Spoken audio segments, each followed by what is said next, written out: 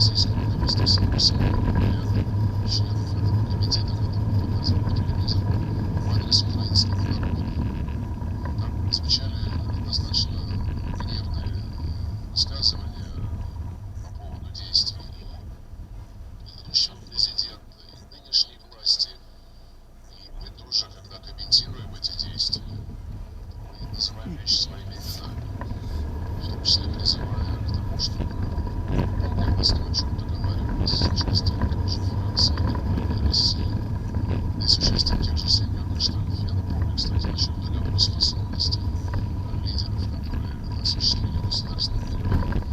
Сейчас вот очень часто говорят, вот надо возвращаться в женевский формат, там Соединенные Штаты присутствуют. Там была встреча в Женеве в апреле 2014 года.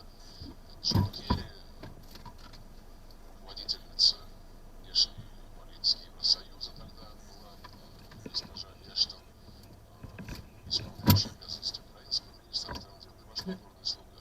Но там приняли заявление, в котором было сказано, что необходимо немедленно начать национальный диалог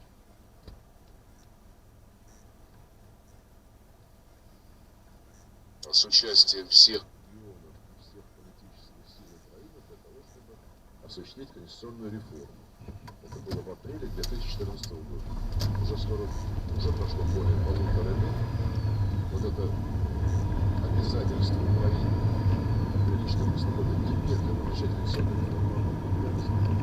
Эту реформу никто не проводит, потому что она уже в феврале, если все там подробнейшим образом прописано, ничего не делается.